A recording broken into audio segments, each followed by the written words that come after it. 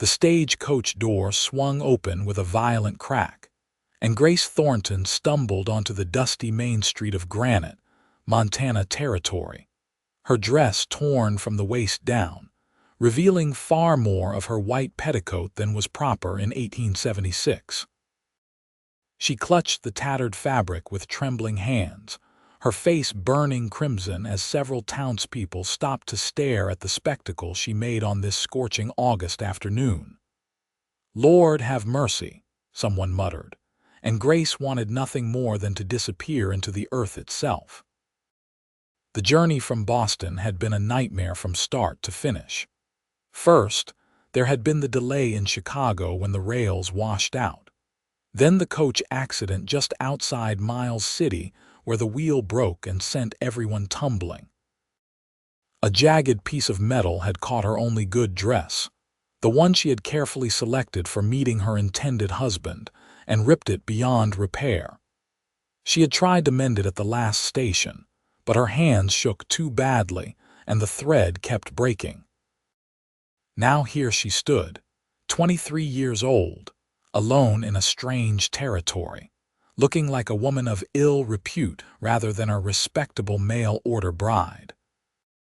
The letters she had exchanged with Mr. Jonathan Fitzgerald over the past 6 months had painted such a beautiful picture of their future together. He ran a successful cattle ranch just outside Granite.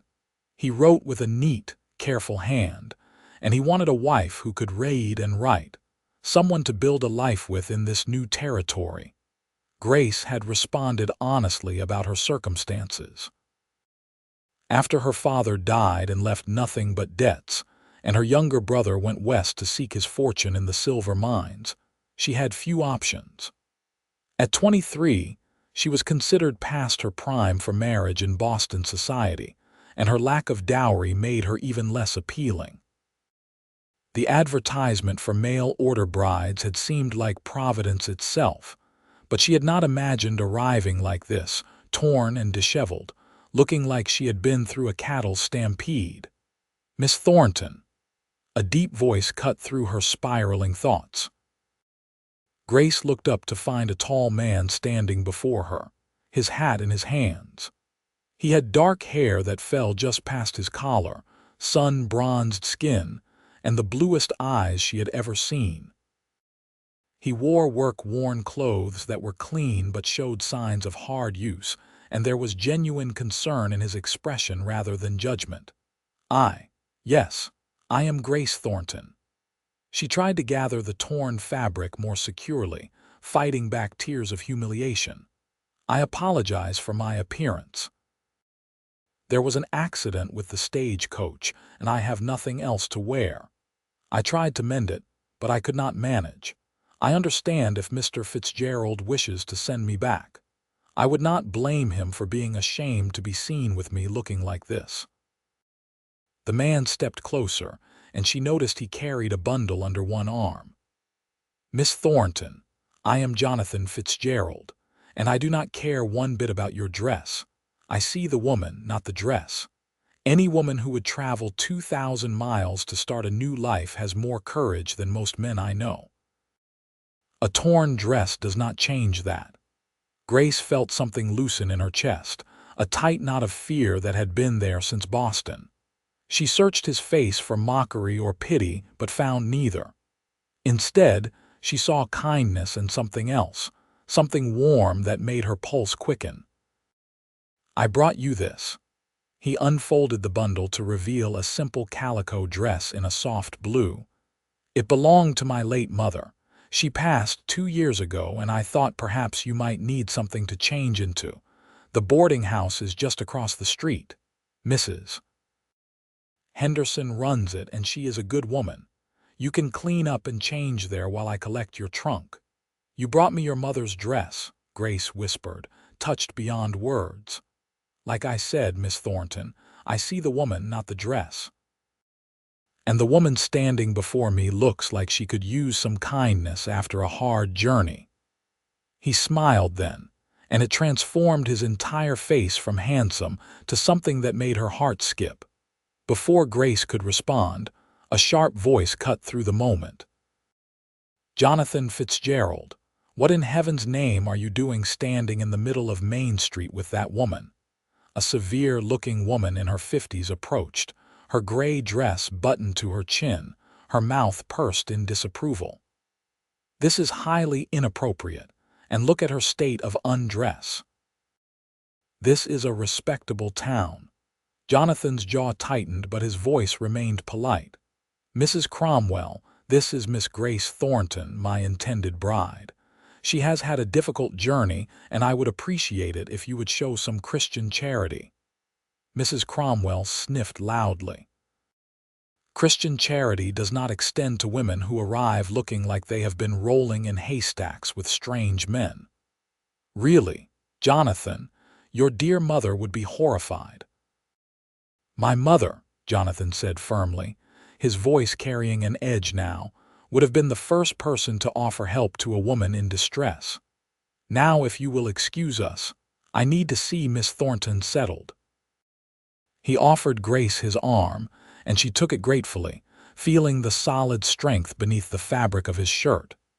As they crossed the street, she was acutely aware of people watching, whispering behind their hands. The weight of their judgment pressed down on her shoulders. Pay them no mind, Jonathan said quietly as they climbed the steps to the boarding house. Small-town folk like their gossip, but they will find something else to talk about soon enough. The boarding house was clean and well kept, with lace curtains in the windows and the scent of fresh bread wafting from somewhere within. A plump woman with kind eyes appeared from the back room, wiping her hands on her apron. Jonathan, how good to see you, and this must be your bride. Welcome, dear, I am Martha Henderson. Her eyes took in Grace's torn dress without judgment. My goodness, you have had quite a journey. Come with me and we will get you sorted out. Jonathan handed Grace the blue dress. I will be back in an hour. Take your time, as Mrs. Henderson led her upstairs to a small but tidy room. Grace felt tears prick her eyes again, but this time from relief rather than shame. The older woman helped her out of the ruined dress and brought up a basin of warm water and clean towels. That Jonathan is a good man, Mrs. Henderson said as Grace washed away the dust and grime of travel. Lost his parents to fever 2 winters back. Been running that ranch all on his own since then. Works harder than any 3 men combined. The fact that he thought to bring you a dress shows the kind of man he is. He seems very kind, Grace said softly, slipping into the blue calico. It fits surprisingly well, perhaps a touch loose in the waist, but nothing that could not be taken in. Kind, yes, but also lonely. That ranch is no small operation and he needs a partner, not just a housekeeper. I hope you are prepared for hard work, dear. Life out here is not like back east. I am not afraid of hard work, Mrs. Henderson. My father was a shopkeeper before he died. I have been keeping ledgers and managing accounts since I was 15. I can cook, clean so, and I am quick to learn new skills. Mrs. Henderson smiled warmly. I think you will do just fine then. Now let me brush out your hair. You have beautiful hair, dear, such a rich brown color. By the time Jonathan returned, Grace looked transformed. Her long hair was neatly braided and pinned. The blue dress made her gray eyes seem almost luminous, and some of the exhaustion had faded from her face. When she came downstairs and saw Jonathan waiting, his face lit up in a way that made her stomach flutter. Miss Thornton, you look lovely, he said, and she could tell he meant it. Thank you, Mr. Fitzgerald, and thank you for the dress. I will take good care of it. Please call me Jonathan, and I hope you will let me call you Grace. If we are to be married, we should start getting comfortable with each other. Grace nodded, suddenly shy. Grace is fine. Are you hungry? The restaurant here serves a decent meal and we can talk, get to know each other properly. Over plates of roast beef and potatoes, they talked for hours. Grace learned that Jonathan had grown up on the ranch, that his father had started it with nothing but determination and back-breaking work. He spoke of his love for the land, the satisfaction of building something with his own hands, the challenges of harsh winters and unpredictable cattle markets. In turn, Grace told him about Boston, about losing her mother when she was young and helping her father in the shop. She spoke of her love for books, her skill with numbers, and her hope to make a real home out west. "I will be honest with you, Grace," Jonathan said as the sun began to set, painting the sky in shades of orange and pink. "The ranch keeps me busy from dawn until well past dusk most days. The house is clean but basic. I cannot offer you fancy parties or city entertainment. But I can promise you that I will work hard to provide for you, to protect you, and to be a good husband." Grace met his eyes steadily. "I did not come here for fancy parties, Jonathan. I came here hoping to build a real life with someone who values honesty and hard work. From what I have seen today, you are that kind of man." His hand reached across the table, covering hers. The touch sent warmth spreading through her entire body. "Then let me ask you properly. Grace Thornton, will you marry me?" "Yes," she said without hesitation. "Yes, I will." The next few days passed in a blur of preparations. The territorial judge would be passing through Granite in 3 days, and they planned to marry then. Grace stayed at the boarding house, getting to know the town and its people. Some, like Mrs. Cromwell, remained coldly disapproving. But others, like the young couple who ran the general store, welcomed her warmly. Jonathan visited every evening, and they would walk along Main Street or sit on the boarding house porch, talking until the stars came out. Grace found herself falling for him more with each conversation. He was thoughtful and intelligent, with a quiet sense of humor that made her laugh. He listened when she spoke, really listened, and he treated her as an equal partner rather than a possession. On the evening before their wedding, Jonathan brought her to see the ranch for the first time.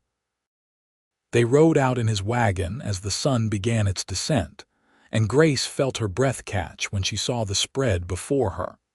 The ranch house sat in a valley surrounded by rolling hills. It was a solid log structure with a wide porch and a stone chimney. The barn and outbuildings were well maintained, and she could see cattle dotting the grasslands beyond. Mountains rose in the distance, their peaks still capped with snow despite the August heat. "It is beautiful," Grace breathed. "It needs a woman's touch," Jonathan said, helping her down from the wagon. "But the bones are good. My father built this house to last." Inside, Grace found exactly what Jonathan had described. The main room held a large fireplace, a sturdy table and chairs, and a few comfortable-looking armchairs.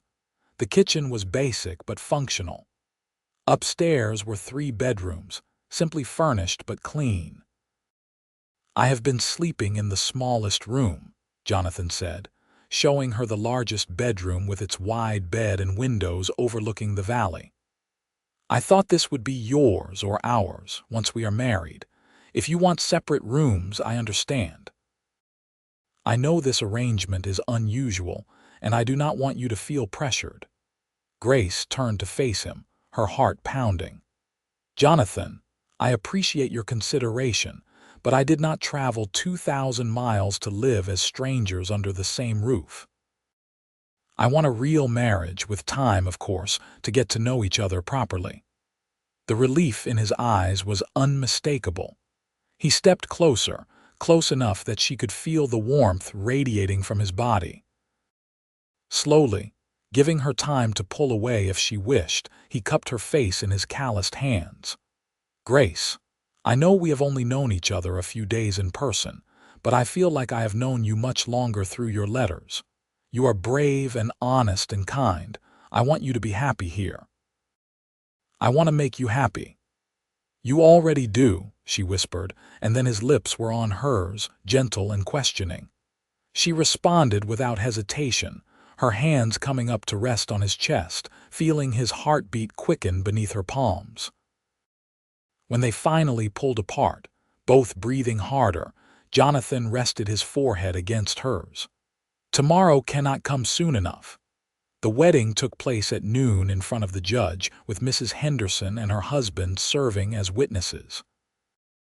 Grace wore the blue calico dress, and Jonathan had cleaned up nicely in a dark suit that he admitted he only wore for weddings and funerals. The ceremony was simple and quick, but when Jonathan slipped a gold band on her finger and kissed her as his wife, Grace felt the rightness of it down to her bones. A small celebration followed at the boarding house, with cake and coffee and a handful of townspeople who came to offer their congratulations. Even Mrs. Cromwell made an appearance, though her congratulations were stiff and grudging.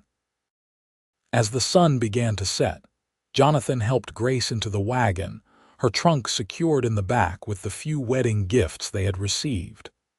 The ride to the ranch felt different now, charged with anticipation and a hint of nervousness. Jonathan carried her over the threshold, making her laugh, and set her down gently in the main room.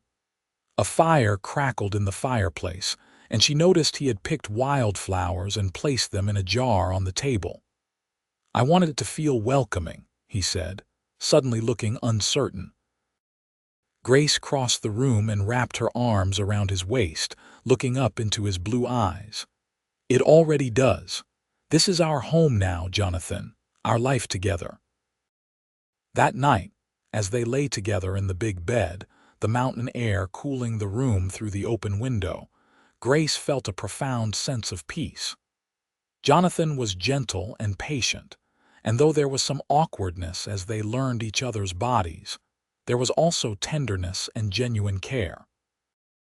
"I love you," he whispered into her hair as they finally drifted toward sleep, their bodies intertwined. "I know it is fast, but I do. I love you, Grace." "I love you too," she replied, and knew she meant it completely. The next weeks brought the reality of ranch life crashing down around them. Grace rose before dawn to make breakfast, packed lunches for Jonathan and the 2 ranch hands he employed, and spent her days learning the rhythms of this new life.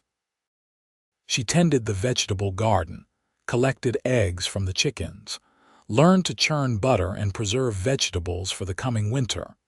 It was exhausting work, far harder physically than anything she had done in Boston. Her hands developed calluses, her muscles ached, and some nights she fell into bed so tired she could barely keep her eyes open. But it was also deeply satisfying in a way her city life had never been. She could see the direct results of her labor in the jars of preserves lining the pantry shelves, in the mended clothes hanging clean on the line, in the neat columns of numbers in the ranch ledger. Jonathan had been delighted to discover her skill with accounting. The ranch's finances had been haphazard at best under his sole management, but Grace brought order to the chaos. She identified areas where they could save money, spotted patterns in the cattle sales that Jonathan had missed, and within a month had reorganized their entire financial system. "You are brilliant," Jonathan said one evening, looking over the ledgers. "We could have been making twice as much on those spring calves if I had thought to do what you suggested." Grace smiled, pleased by his praise. "I told you I was good with numbers." "You are good with everything," he said, pulling her into his lap. Their physical relationship had grown more comfortable and passionate with time. Grace discovered that she loved the feel of his hands on her skin, the weight of his body over hers, the intimacy of those late-night moments when the world narrowed to just the 2 of them. But it was not all smooth sailing. Grace quickly learned that ranch life came with dangers she had never imagined. One afternoon in late September, she was in the garden when she heard shouting from the direction of the barn. She ran to find Jonathan and his ranch hands, Tom and Samuel, trying to calm a panicked horse that had gotten tangled in some wire fencing. The horse, wild with fear and pain, was thrashing dangerously. Grace watched in horror as one of its hooves caught Samuel across the shoulder, sending him sprawling. Without thinking, she ran forward, her voice cutting through the chaos. "Stop! Everyone stop moving and be quiet." To her surprise, the men froze. Grace approached the horse slowly, speaking in a low, soothing voice. She had helped her uncle with his carriage horses as a child and remembered the techniques he used with frightened animals. "Easy now, easy. No one wants to hurt you. We are going to help." The horse's ears swiveled toward her, and gradually its thrashing slowed.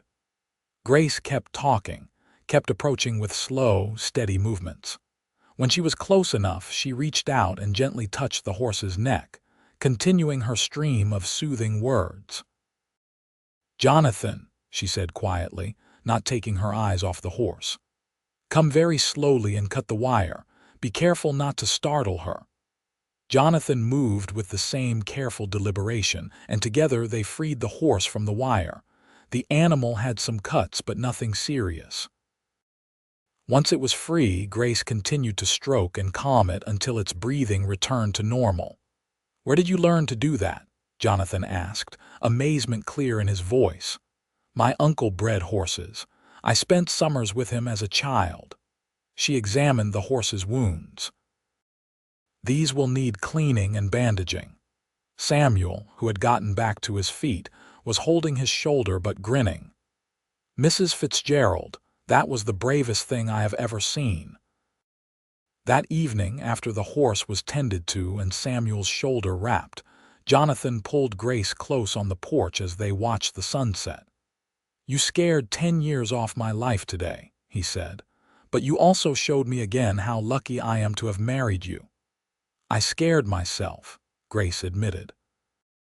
"But I could not just stand there and watch that poor creature hurt itself." As autumn deepened, Grace settled more fully into her role as ranch wife. She learned to shoot, despite initial reluctance, after Jonathan insisted she needed to protect herself when he was out on the range. She turned out to be a surprisingly good shot, much to everyone's amusement. The townspeople gradually warmed to her, impressed by her work ethic and her sensible nature. Even Mrs. Cromwell unbent slightly after Grace helped nurse the woman's grandson through a bad fever, sitting up 3 nights in a row and using remedies her mother had taught her. But the real test came with the first heavy snowfall in November. Jonathan and the ranch hands were out checking on the cattle in the far pastures when the storm hit, much harder and faster than anyone had predicted. Within hours, snow was falling so thick Grace could barely see the barn from the house windows. She kept the fires burning and tried not to panic as the hours stretched on with no sign of Jonathan.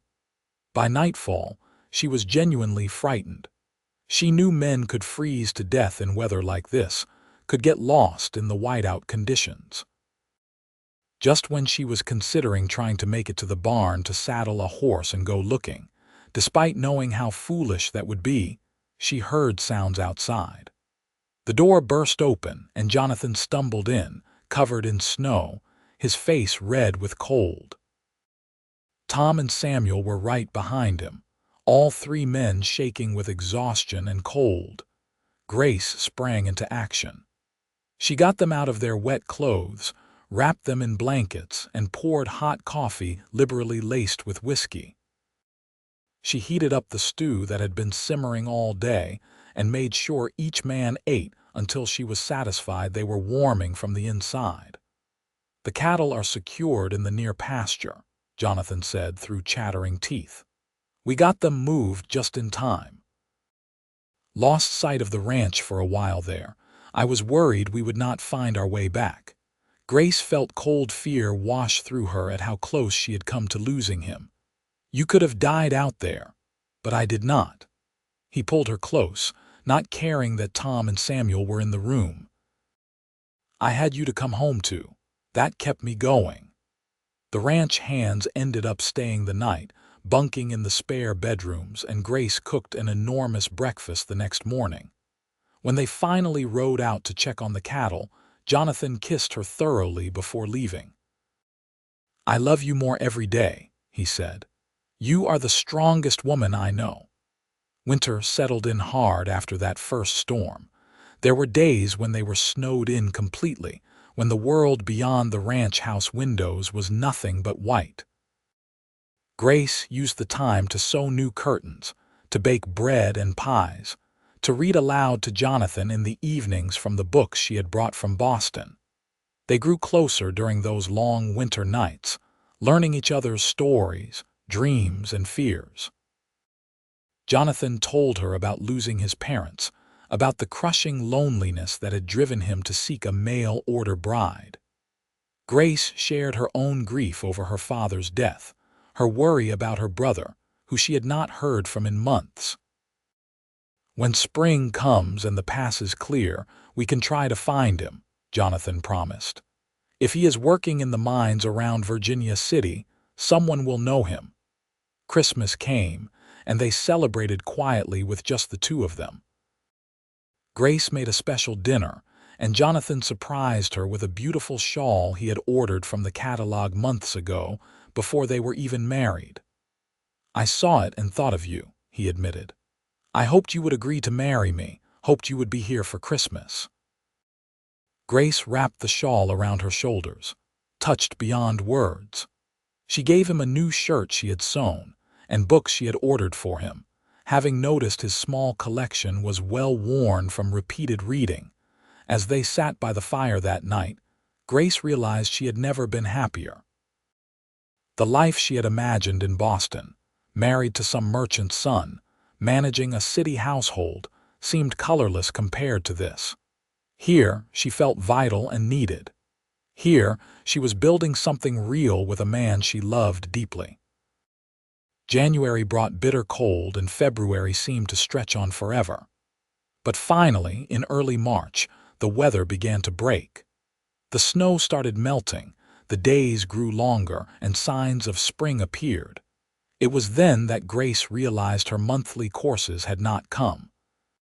She waited another week, not wanting to say anything until she was certain. But when the second week passed with no sign, she could no longer deny what her body was telling her. She was pregnant. The realization filled her with equal parts joy and terror. A baby. She and Jonathan were going to have a baby. She had seen enough of ranch life now to know how hard it would be, how much could go wrong. But she also felt a deep, fierce happiness at the thought of bringing Jonathan's child into the world. She told him that evening after dinner, simply and directly. "Jonathan, I am going to have a baby." He stared at her for a long moment, his expression unreadable. Then his face broke into the widest smile she had ever seen. He swept her into his arms, spinning her around until she laughed and begged him to put her down. "A baby," he kept repeating. "We are going to have a baby." That night, he was almost afraid to touch her, worried he might hurt her or the baby. Grace had to reassure him that she was not fragile, that women had been having babies since the beginning of time. "But you are precious to me," he said, his hand resting gently on her still flat stomach. "Both of you are precious to me." The pregnancy progressed well through spring and into summer. Grace continued her work around the ranch, though Jonathan tried to get her to rest more. She refused to be treated like an invalid, though she did appreciate his increased help with the heavier tasks. In late April, a letter finally arrived from her brother. He was alive and well, working a claim near Virginia City with some partners. The mine was showing promise, he wrote, and he hoped to strike it rich any day. Grace wrote back immediately, telling him about her marriage and the baby on the way. As her belly grew, Grace found herself thinking often about the day she had arrived in Granite, torn dress and all. What if Jonathan had been a different kind of man? What if he had judged her by that first unfortunate appearance? She might have been sent back to Boston in shame, might never have known this life, this love. "What are you thinking about?" Jonathan asked one evening. They were sitting on the porch, watching the sunset paint the mountains gold and pink. "The day I arrived," Grace said, her hand resting on her round belly. "How terrified I was, standing there in that torn dress." Jonathan took her hand, raising it to his lips. "I meant what I said that day. I saw the woman, not the dress. And the woman I saw was brave and beautiful and exactly what I had been hoping for." "I was falling in love with you even then," Grace admitted. "When you gave me your mother's dress, when you defended me to Mrs. Cromwell, I thought perhaps I had found something special." "We both did," Jonathan said softly. "The baby came in late September, after a long and difficult labor that left Grace exhausted but triumphant. Mrs. Henderson served as midwife, and when the baby's first cry filled the room, Grace felt tears stream down her face. "A boy," Mrs. Henderson announced, placing the squirming, red-faced infant on Grace's chest. "A healthy, strong boy." Jonathan, who had been banished downstairs during the labor, came rushing up the moment Mrs. Henderson called him. Grace watched his face as he saw his son for the first time, watched the wonder and love and fear play across his features. "He is perfect," Jonathan whispered, his finger gently stroking the baby's tiny hand. "Grace, he is perfect." They named him James after Jonathan's father. Little James proved to be a good baby, healthy and strong, with his father's blue eyes and his mother's dark hair. Grace adjusted to motherhood with the same determination she had brought to ranch life, though the exhaustion was sometimes overwhelming.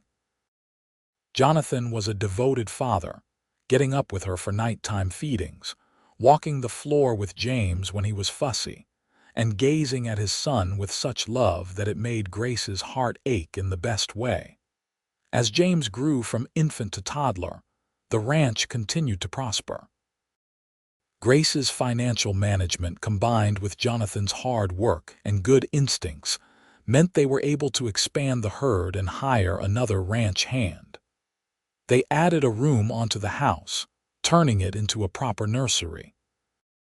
Grace's brother visited when James was 2, arriving with stories of his adventures in the mines and gifts for his nephew.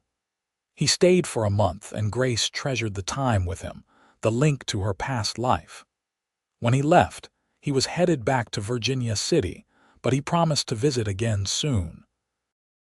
Life fell into a rhythm of seasons and work, of small joys and occasional hardships. There was the summer when drought threatened the herd, and they had to drive the cattle to higher pastures. The winter when James caught pneumonia and Grace sat up for 5 nights straight, bathing him with cool cloths and praying harder than she ever had in her life. But there were also moments of pure happiness. James's first steps, taken toward his father's outstretched arms. The day Jonathan came home with a piano he had somehow managed to have shipped from St. Louis, remembering Grace had mentioned she played as a child. The quiet evenings when the 3 of them sat on the porch, watching the stars come out over the mountains. When James was 4, Grace discovered she was pregnant again. This time, the pregnancy was easier, and she delivered a healthy daughter in early spring. They named her Catherine, after Grace's mother, and Jonathan proved just as devoted to his daughter as he was to his son. Catherine had Grace's gray eyes and Jonathan's easy smile, and from the start, she was a daddy's girl. Jonathan would carry her around the ranch while he worked, pointing out the horses and cattle, teaching her the names of the mountains in the distance. The years passed, bringing changes and challenges. James grew into a serious, thoughtful boy who loved books and showed an aptitude for numbers like his mother. Catherine was bold and adventurous, fearless in a way that sometimes made Grace's heart stop. By the time James was 10 and Catherine was 6, the ranch had grown into one of the most successful operations in the territory. Montana had achieved statehood in 1889, and Granite had grown from a rough frontier town into a proper community with a school, a church, and even a small library that Grace had helped establish. Mrs. Cromwell had long since become a friend, her initial disapproval forgotten. She often came to the ranch for dinner, bringing her famous apple pie and stories of the old days. One evening, as they celebrated their 15th wedding anniversary, Jonathan took Grace's hand and led her out onto the porch.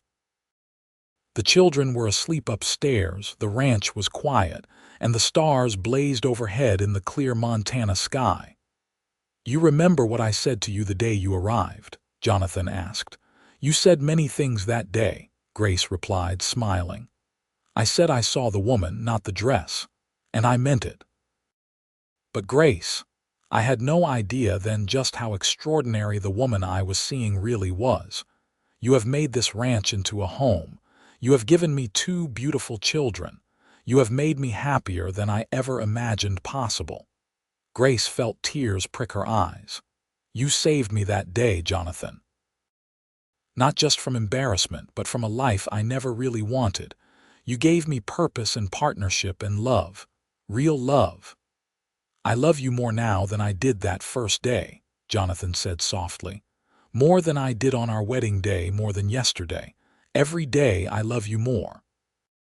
He kissed her then, and Grace melted into his embrace, still feeling that same spark that had ignited 15 years ago when a kind cowboy looked past a torn dress and saw her.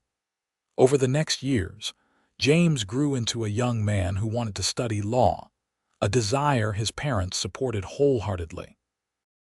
They sent him to school in Helena when he was 16, proud of his ambition and intelligence. Catherine, meanwhile, showed no interest in leaving the ranch, declaring she would be a cattle woman like her father. Grace's brother had finally struck a decent vein of silver and used his earnings to buy a ranch in the next valley over. He married a schoolteacher from Virginia City and started his own family, giving James and Catherine cousins to play with. The ranch continued to thrive under Jonathan and Grace's partnership. They added more land, improved the stock, and built a reputation for fair dealing and quality cattle. Jonathan's opinion was sought on territorial matters, and Grace became known throughout the region for her business acumen. But through all the success and growth, what mattered most to Grace were the quiet moments. Jonathan's hand finding hers under the dinner table, the way he still brought her wildflowers from the meadow, the look in his eyes when she came downstairs in the morning, as full of love as it had been 20 years ago. When James graduated from law school, the whole family traveled to Helena for the ceremony. Catherine was 19 by then, running much of the ranch's day-to-day operations, and showing a talent for breeding cattle that exceeded even her father's. She had also caught the eye of young Marcus Riley, whose family owned the neighboring spread to the east. Grace watched her children with pride and a touch of wistfulness. They had grown so fast, these babies who had once been her whole world. But she and Jonathan had raised them well, given them roots and wings both. James decided to open his practice in Granite, wanting to serve the community he had grown up in. He brought modern ideas about land rights and water usage, helping to mediate disputes that might otherwise have turned violent. Catherine married Marcus in a beautiful ceremony at the ranch, and the combination of the 2 properties created one of the largest cattle operations in Montana.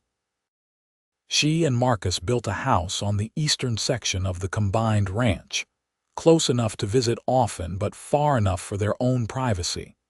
As Grace and Jonathan entered their 50s, they began to step back from the day-to-day operations of the ranch. Marcus and Catherine were more than capable of handling it, and James's legal work often involved the ranch's interests anyway. It freed Jonathan and Grace to travel a bit, to visit friends, to simply enjoy the life they had built together. One day in early summer, Grace was working in her garden when she heard a wagon approaching. She looked up to find a young woman climbing down, her dress torn and dirty, her face streaked with tears. Behind her, the stagecoach was already pulling away. "Excuse me," the young woman said, her voice trembling. "I am looking for the Fitzgerald ranch. I was supposed to meet someone, but the coach driver said they moved to the next valley over and I should ask here for directions." Grace wiped her hands on her apron, her heart going out to this frightened young woman. She looked to be about 20, with red hair and green eyes, and there was something achingly familiar about her situation. "The Riley Ranch is about 5 miles east," Grace said gently. "But you look like you could use some help first. Come inside, dear. Let me get you cleaned up and give you something to eat." As she led the young woman into the house, Grace caught Jonathan's eye. He was coming up from the barn, and the understanding that passed between them needed no words. They had stood where this young woman stood, had known the fear and hope of starting fresh in a new place. "Jonathan," Grace called, "could you ride over and let the Rileys know their guest has arrived? I will get her settled here first." As Jonathan rode off and Grace helped the young woman, whose name was Eliza, wash and change into a borrowed dress, she thought about the strange circularity of life. How her journey had started with a torn dress and Jonathan's kindness, and now she was able to offer that same kindness to someone else. Later that evening, after Marcus had come to collect his mail-order bride, thanking Jonathan and Grace profusely for their help, Grace and Jonathan sat on their porch as they had done thousands of times before. "Did you see the way Marcus looked at her?" Grace asked. "Even with her torn dress and dirty face, he looked at her like she was precious." "Like father, like son-in-law," Jonathan said with a smile. "We taught him well. Or maybe some men just know how to see what really matters," Grace said softly. Jonathan pulled her close, his arm around her shoulders. "I saw what mattered the moment you stepped off that stagecoach. A torn dress could not hide your courage, your strength, your beauty. I knew then that I wanted to spend my life with you. And have you regretted it?" Grace asked, though she knew the answer. "Not for one single moment. You are the best thing that ever happened to me, Grace Fitzgerald. You have been my partner, my lover, my best friend. You have given me children and grandchildren, built a home and a life. How could I ever regret that?" Grace leaned into his warmth, looking out at the land they had worked together, the legacy they were leaving for their children and grandchildren. The mountains stood eternal in the distance, the same mountains that had witnessed their wedding, the births of their children, the building of their life together. As the sun set in a blaze of gold and crimson, painting the sky in colors that still took her breath away after all these years, Grace reflected on the journey that had brought her here. From Boston to Montana Territory, from a frightened young woman in a torn dress to a matriarch of a thriving ranch, from a mail-order bride to a beloved wife and mother, and through it all, Jonathan had been beside her. The cowboy who had seen the woman, not the dress. The man who had given her his mother's clothing and his own heart. The partner who had worked beside her to build something lasting and true. Their grandchildren came often, filling the house with laughter and energy. James had married a lawyer from Helena, and they had 3 children. Catherine and Marcus had 4. Including twin boys who showed every sign of being just as wild as their mother had been.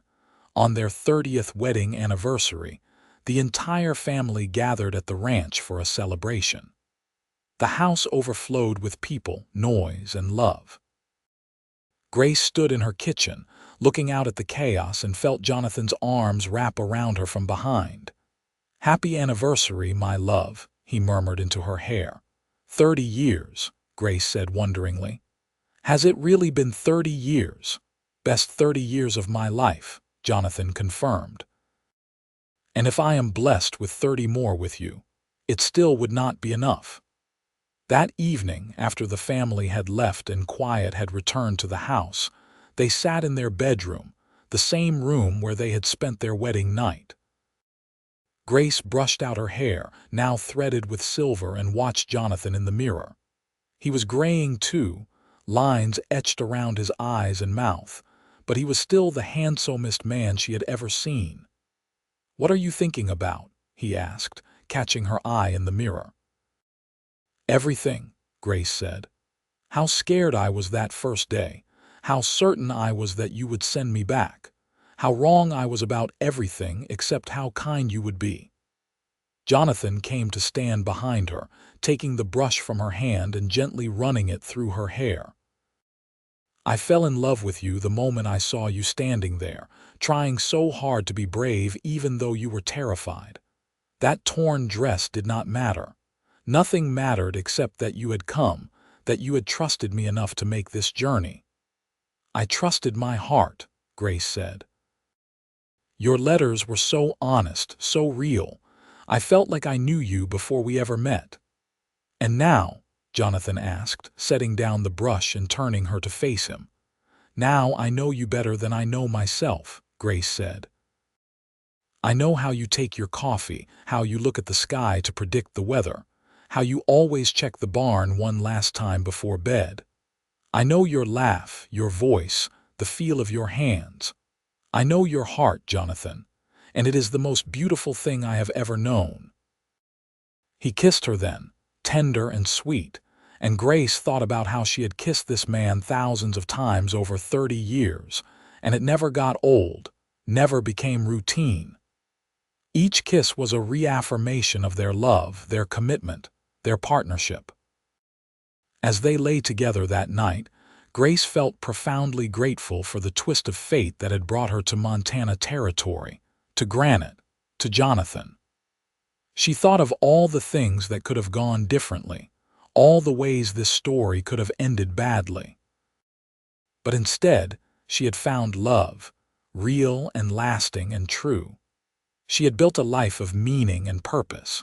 She had raised children who were making their own marks on the world.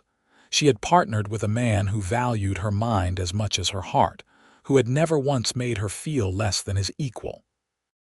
The years continued to pass, bringing grandchildren and eventually great-grandchildren.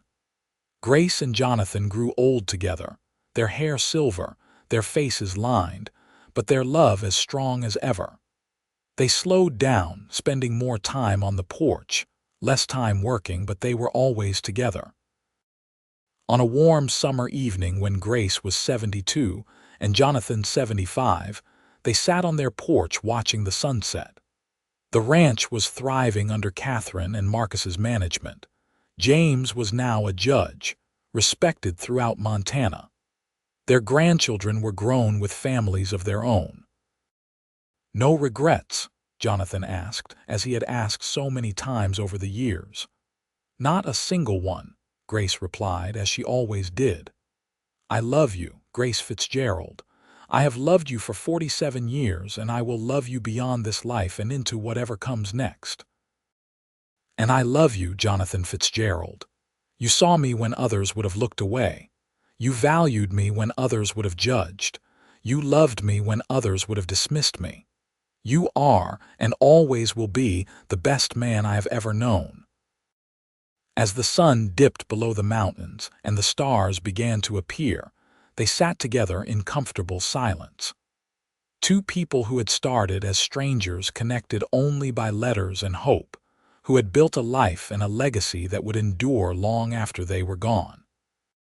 Grace thought one more time of that terrified girl stepping off the stagecoach in a torn dress, certain her life was over before it had begun. She wished she could go back and tell that girl not to worry, that everything would work out better than she could possibly imagine.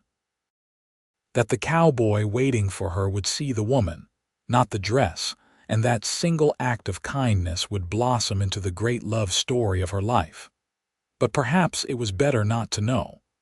Perhaps the journey itself, with all its uncertainties and fears, was what made the destination so sweet.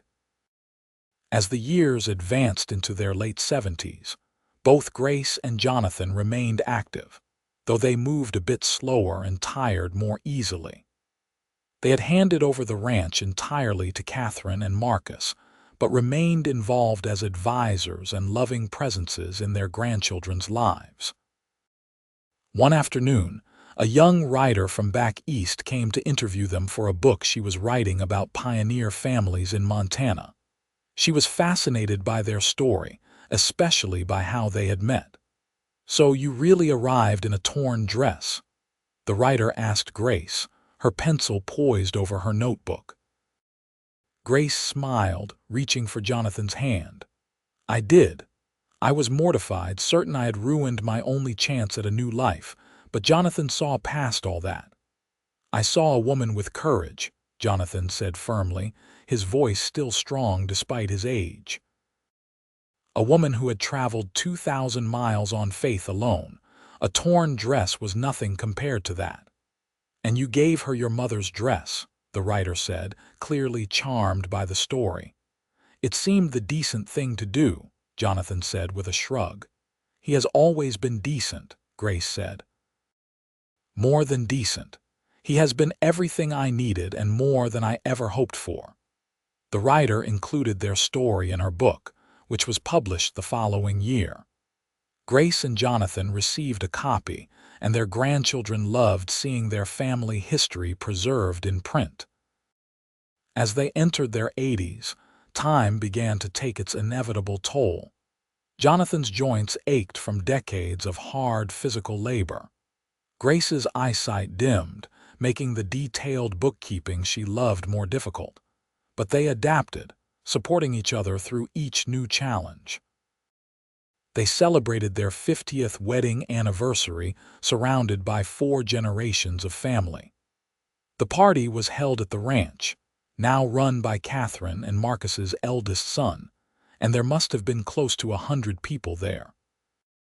Looking around at all the faces, many of whom existed because she and Jonathan had built a life together, Grace felt overwhelmed with emotion. This legacy, all these people, the thriving ranch, the successful law practice James had built, it all stemmed from that moment 50 years ago when Jonathan had looked past a torn dress and seen her. "Speech." Someone called and the crowd took up the chant. Jonathan stood slowly, Grace's hand clasped in his. "50 years ago, I was a lonely cowboy running this ranch by myself, hoping that a woman I had never met would agree to marry me and help me build a life. When Grace stepped off that stagecoach, I knew my prayers had been answered. She has been my partner in every sense of the word. She has made me a better man, a better father, a better rancher. She has filled my life with love and meaning.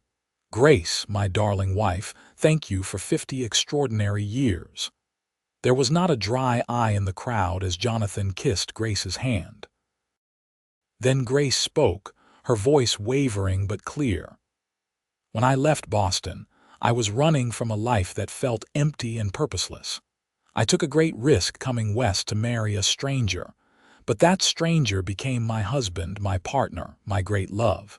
Jonathan has never once made me regret that risk.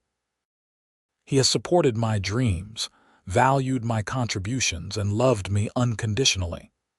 Every day with him has been a gift. Here is to 50 more." They cut the anniversary cake together, their hands joined on the knife, and Grace thought how fitting it was. Everything they had done together. Time moved on with increasing speed. Birthdays and holidays came and went. Great-grandchildren graduated from school, got married, had children of their own. The ranch continued to prosper, adapting to new methods and technologies while maintaining the solid foundation Jonathan and Grace had built.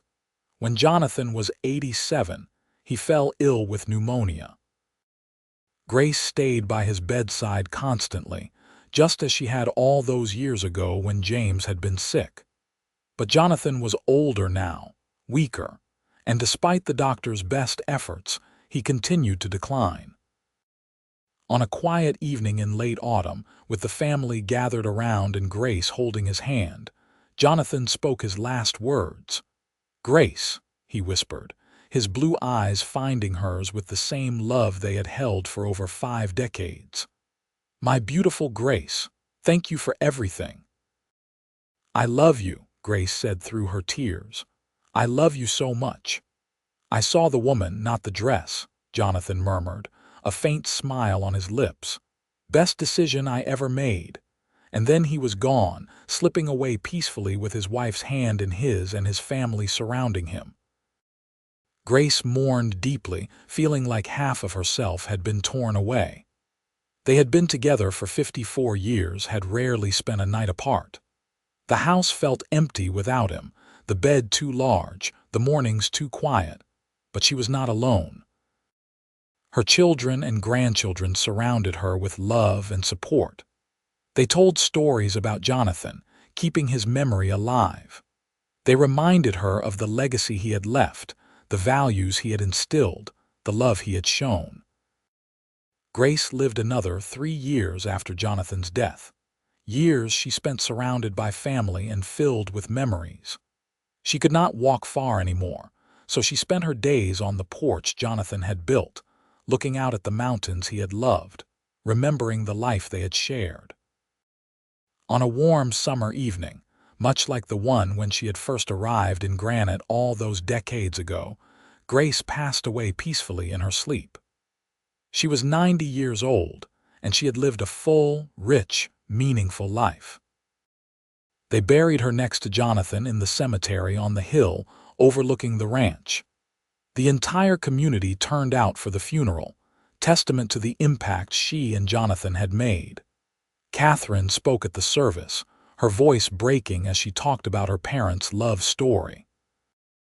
"They showed us all what real love looks like," Catherine said. "Not the easy, romantic kind of love, but the kind that works hard, that perseveres through challenges, that grows stronger with time. My father saw past a torn dress to the extraordinary woman beneath.